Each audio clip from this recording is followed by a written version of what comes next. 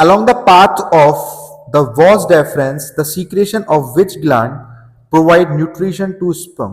ठीक है, along the path of vas deferens, ठीक है, vas deferens के पाथ से the secretion of which gland provide nutrition to sperm, मतलब के किस ग्लैंड का सीक्रेशन, ठीक है, स्पर्म को न्यूट्रिशन प्रोवाइड करता है. ठीक है, प्रोस्टेट ग्लैंड, सेमिनल वेसिकल्स, स्कॉर्टम और यूरिनरी ब्लैडर, इन चार में से कौन सा इसे न्यूट्रिशन प्रोवाइड करता है, मतलब नरिशिंग प्रोवाइड करता है. ठीक है, तो पहले जानकारी लेंगे प्रोस्टेट ग्लैंड की. ठीक है बेटा, प्रोस्टेट ग्लैंड लोकेशन क्या होती है, बिलो द ब्लैडर. ठीक है, below the urinary bladder. Urinary bladder के पीछे नीचे होता है. यूरिनरी ब्लैडर के क्या होता है बेटा, ये नीचे होता है. इसके फंक्शन की बात करूंगा, प्रोड्यूस सेमिनल फ्लूइड. ठीक है, ये क्या प्रोड्यूस करेगा बेटा, सेमिनल फ्लूइड प्रोड्यूस करेगा, बट सिर्फ 30 to 40%. ठीक है sir, 30 to 40% seminal fluid provide करेगा, जो कि आपका किसके, स्पर्म के लिए रास्ता क्रिएट करता है. स्पर्म के लिए क्या करता है, रास्ता क्रिएट करता है, रास्ता बनाता है. ठीक, कंट्रोल यूरिनेशन, सबसे इसका यूनिक काम यही आपके यूरिनेशन को कंट्रोल कर रहा होगा. Prostate gland is a one which control your urination. ठीक है, and help in sperm activation, और स्पर्म को एक्टिवेट करने का काम करता है. स्पर्म एक्टिवेट कब होगा, ठीक है, स्पर्म को एक्टिवेट करता है. ठीक है, अभी स्पर्म सूखा पड़ा हुआ है. ठीक है, अभी स्पर्म को कोई ना उसके पास न्यूट्रिशन है, ना उसके पास कोई ट्रांसपोर्टिंग मीडियम है. ठीक है, सीधी सी बात बोले तो it provide transporting medium to sperm. ठीक है, ट्रांसपोर्टिंग मीडियम टू स्पर्म. ठीक है, स्पर्म को ट्रांसपोर्टिंग मीडियम प्रोवाइड करते हैं. ठीक है, अगला पॉइंट के पास चलेंगे बेटा, सेमिनल वेसिकल. सेमिनल वेसिकल्स क्या होते हैं, पेयर ऑफ ग्लैंड, ग्लैंड का पेयर होता है. ठीक है, location behind the bladder, bladder के पीछे होती है इसकी लोकेशन. इसके फंक्शन क्या है, it produce yellow whitish fluid. It is yellow whitish fluid, जिसे हम क्या बोलते हैं, सीमेन बोलते हैं. क्या बोलते हैं, सीमेन बोलते हैं. अब सीमेन, प्रोस्टेट ग्लैंड भी आपका सेमिनल फ्लूइड रिलीज करता है, बट ये भी करता है, लेकिन इसमें खास बात क्या है, सबसे ज्यादा 70 to 65 to 75 of total semen volume, total semen volume का 65 से 75% ये फ्लूइड प्रोवाइड करता है. ठीक, अब इसके अंदर होता है क्या, फ्रक्टोज होता है सीमेन के अंदर, न्यूट्रिशंस होते हैं जो स्पर्म को एक्टिवेट करेंगे और स्पर्म फिर आपका जाना स्टार्ट करेगा. ठीक है, यही समझ लो कि स्पर्म इज अ फिश. ठीक, एंड सीमन या seminal fluid is the water.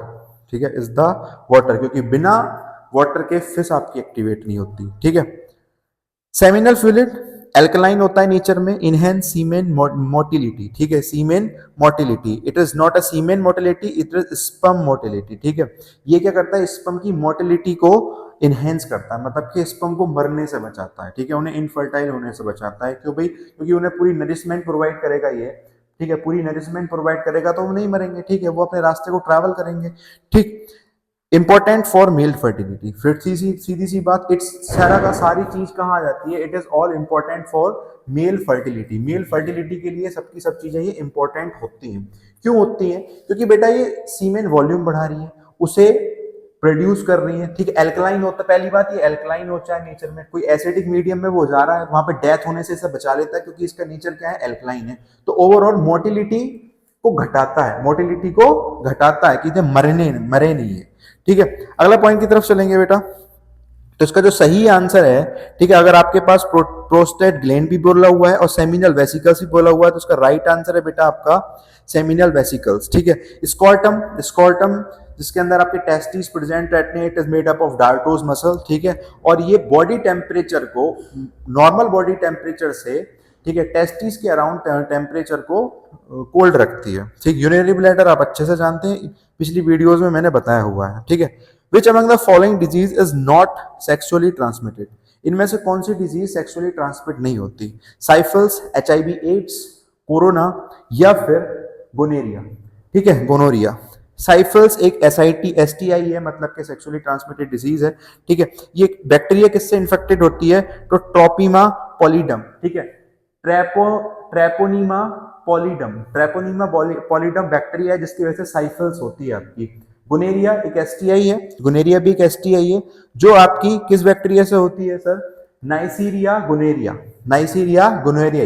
ठीक है, इससे क्या होता है, ये बैक्टीरिया है जिसकी वजह से आपके STI होती है, मतलब कि गुनेरिया STI होती है. ठीक, इन्फेक्शन जेनिटल्स और rectum, throat, mouth, eyes also, इन चीजों को ये आपका अफेक्ट करेगा, थ्रोट को करेगा, माउथ को करेगा, आईज को करेगा। ठीक है, HIV एड्स, ठीक है, सबसे पहले इंपॉर्टेंट डेफिनेशन है इसकी HIV एंड देन फिर एड्स। ठीक, acquired amino deficiency syndrome, important definition है, याद कर लेना। ठीक है, अब एड्स होता क्यों है? ठीक है, एड्स के अंदर जो वायरस होता है जिसकी वजह से एड्स आपका होता है, वो वायरस का क्या नाम है बेटा? HIV, human immuno deficiency virus. ठीक है, और इन्फेक्शन क्या है बेटा इसका? Body immuno system. इसका जो इन्फेक्शन है बॉडी के इम्यून सिस्टम पर क्या करता है? ये इन्फेक्ट करता है। ठीक है, उसे खत्म कर देता है। तो इसका जो सही आंसर है बेटा वो है कोरोना, क्योंकि कोरोना का कोई भी ऐसा हमें एविडेंस नहीं मिला कि it is a sexually transmitted. ठीक है, अगले क्वेश्चन की टाइप चलेंगे। Question number 3, which of the following method of contraception protect from acquired sexually transmitted disease? कौन सा इसमें से मेथड, कौन सा कॉन्ट्रासेप्शन का मेथड प्रोटेक्ट करेगा from acquiring sexually transmitted disease? Condoms, surgery, oral pills और कॉपर टी। ठीक है बेटा, सर्जरी होती है आपकी, इंपॉर्टेंट है सर्जरी वाला जो पॉइंट है आपका, वेस्कोटोमी और tubectomy. Cutting of vas deferens, vas deferens को कट करना मेल्स के अंदर, किसके अंदर? मेल के अंदर, उसे क्या बोलेंगे आप? वेस्कोटोमी बोलेंगे। और cutting of fallopian tube females के अंदर, इसे क्या बोलेंगे आप? ट्यूबेक्टोमी बोलेंगे।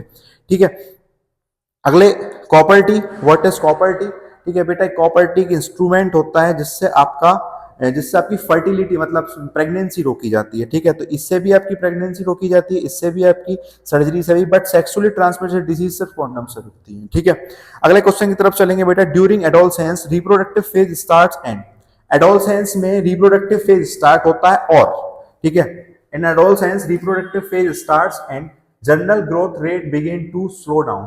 ठीक है, हाइट बिकम्स लेस, हाइट कम हो जाएगी, नहीं होगी भैया, हाइट बढ़नी स्टार्ट होगी। ठीक है, एडोलसेंस की जो एज होती है बेटा वो 12 से 18 साल तक के बीच की होती है।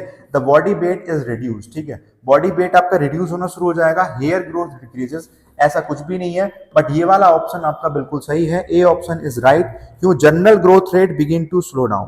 ठीक है, आपका जो जनरल ग्रोथ रेट है वो स्लो होना स्टार्ट हो जाएगा। क्यों? क्योंकि आपका उस टाइम पे रिप्रोडक्टिव हेल्थ ग्रोथ कर रही होगी। ठीक है, रिप्रोडक्टिव हेल्थ क्या हो रही होगी? ग्रोथ कर रही होगी। ठीक है, अगले क्वेश्चन की तरफ चलेंगे। Which of the following is not a part of female reproductive system in human being? Female reproductive system का इनमें कौन सा पार्ट नहीं है? ठीक है बेटा, ओवरी फीमेल रिप्रोडक्टिव सिस्टम का पार्ट है, बहुत अच्छे से जानते हो। Uterus is a part of female reproductive system. Uterus के 2 पार्ट होते हैं। ठीक है, दोनों पार्ट्स को आप हमें कमेंट बॉक्स में एक्सप्लेन करने होंगे, वॉस डेफरेंस और फेलोपियन ट्यूब्स, वॉस डेफरेंस और फेलोपियन ट्यूब्स। तो इसका सही आंसर है आपका वॉस डेफरेंस। ठीक है, वॉस डेफरेंस क्या होती है बेटा? एक लॉन्ग डक्ट ट्यूब होती है, एक लॉन्ग डक्ट ट्यूब होती है। ठीक है, अब इससे होता क्या है? लॉन्ग डक्ट ट्यूब तो होती है, बट इससे होता क्या है बेटा? Long duct tube what is happen, ये क्या करती है? ये एपीडी डाइमिस से, ठीक है, स्पर्म को कैरी करके लाती है, स्पर्म को कैरी करके लाती है, किससे?